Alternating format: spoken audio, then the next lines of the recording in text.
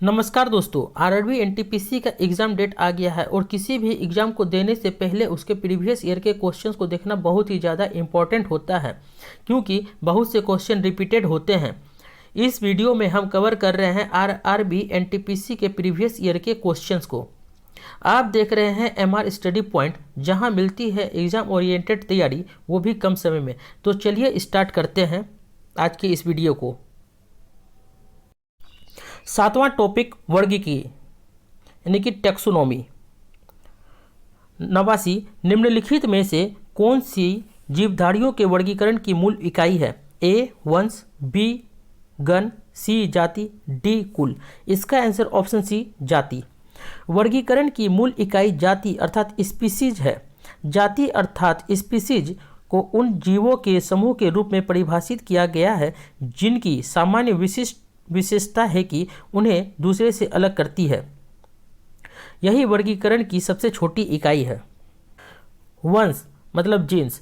बहुत सी जातियां मिलकर वंश बनाती है। वंश का नाम लैटिन भाषा में होता है, जैसे ब्रेसिका। कुल यानी कि फैमिली। वंश के समूह को एक कुल में रखा जाता है। कुल में वही वंश आते हैं जो उसके लक्षणों से सही मेल खाते हैं। गण यानी कि ऑर्डर। इसके अंतर्गत एक गण के मुख्य लक्षणों से मिलते हुए कुल पाए जाते हैं। 90 जीवों के वर्गीकरण का कौन सा स्तर कुल यानी कि फैमिली और जाति यानी कि स्पेसीज के बीच आता है? ए क्रम, बी संघ, सी वंश, डी वर्ग। इसका आंसर ऑप्शन सी वंश। वर्तमान समय में अंतर्राष्ट्रीय नामकरण कोड द्वारा जीवों के वर्गीकरण की 7 श्रेणियां यानी कि रैंक्स परिभाषित की गई है। ये श्रेणियां हैं जगत यानी कि किंगडम, दूसरा संघ यानी कि फाइलम, तीसरा वर्ग यानी कि क्लास, चौथा गण यानी कि ऑर्डर, पांचवा कुल यानी कि फैमिली, छठा जीन्स यानी कि वंश, सातवां जाति यानी कि स्पीसीज। 91 निम्नलिखित में से कौन सा नाइट्रोजन फिक्सिंग बैक्टीरिया है? A salmonella, B rhizobium, C coli, D pseudomonas. इसका आंसर ऑप्शन बी राइजोबियम।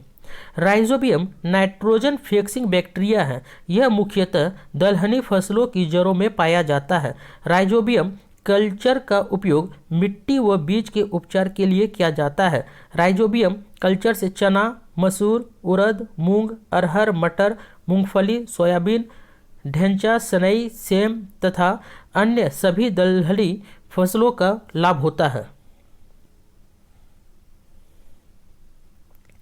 92 दूध को दही में बदलने के लिए किस बैक्टीरिया का प्रयोग किया जाता है? ए स्ट्रेप्टोमाइसिन, बी विब्रियो, सी लैक्टोबैसिलस, डी स्पिरिल्ला।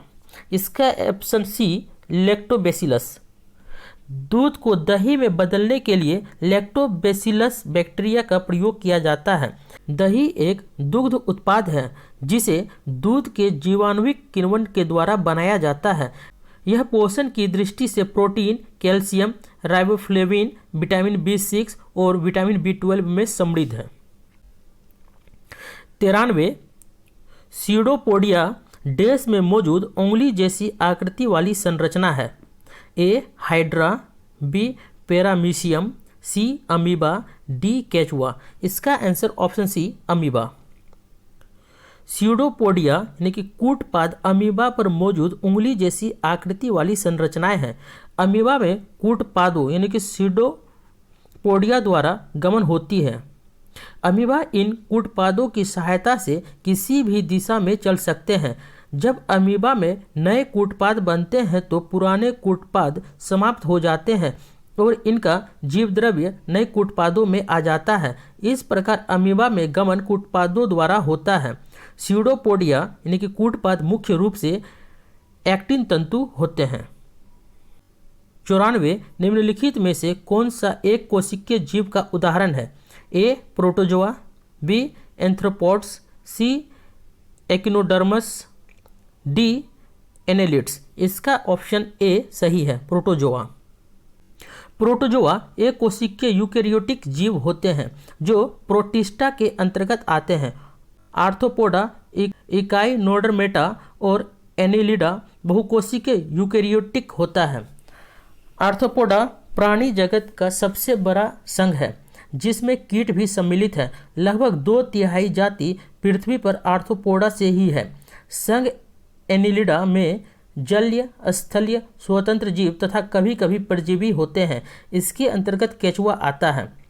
संघ इकाई नोडर्मेटा प्राणियों में कैल्शियम युक्त अंतःकंकाल पाया जाता है। इसलिए इसका नाम इकाई नोडर्मेटा है।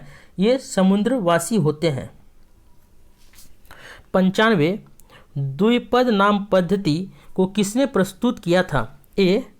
Cloud Louis Berthollet, B. John Dalton, C. Dmitri Mendeleev, D. Carolus Linnaeus. Answer option D, Carolus Linnaeus. द्विनाम पद्धति यानी कि जीवों, जंतु व वनस्पति के नामकरण की पद्धति है जिसे प्रसिद्ध वैज्ञानिक कैरोलस लिनियस ने प्रस्तुत किया था, जिसके अनुसार किसी जीव के नाम के 2 अंग होते हैं जो जीव के वंश यानी कि जीनस और जाति यानी कि स्पीसीज को बताते हैं। जैसे एलियम सेपा यानी कि प्याज, यहाँ एलियम वंश और सेपा जाति को बताता है। जॉन डाल्टन ने पदार्थ की रचना संबंधी सिद्धांत का प्रतिपादन किया जिसे डाल्टन का परमाणु सिद्धांत कहते हैं। डॉमित्री मेंडलीफ को तत्वों के आवर्ती वर्गीकरण तथा क्लाउड लुई बर्थेलो को रासायनिक संतुलनों के सिद्धांत प्रतिपादक के रूप में जाना जाता है। 96 जीवों के वैज्ञानिक नामकरण की पद्धति किसके द्वारा शुरू की गई थी? A. Angel Cabrera, B. George Cayley, C. Alexis Carrel, D. Carolus Linnaeus. इसका answer option D, Carolus Linnaeus. Carolus Linnaeus ने 1753 ईस्वी में जीवों की द्विनाम पद्धति को प्रचलित किया, इसलिए इन्हें वर्गीकी यानी कि टैक्सोनॉमी का जन्मदाता कहा जाता है। इस पद्धति के अनुसार प्रत्येक जीवधारी का नाम लैटिन भाषा के 2 शब्दों से मिलकर बनता है। पहला शब्द वंश नाम और दूसरा शब्द जाति नाम कहलाता है। वंश तथा जाति नामों के पश्चात उस वर्गीकृत का नाम लिखा जाता है जिसने सर्वप्रथम इस जाति को वर्तमान नाम प्रदान किया।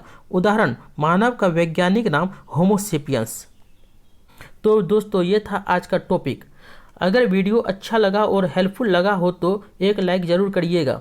अगर आप नए हैं चैनल पर तो MR स्टडी पॉइंट को सब्सक्राइब करिए और बेल आइकन को दबाना ना भूलिए ताकि अगली वीडियो का नोटिफिकेशन तुरंत मिल जाए। धन्यवाद।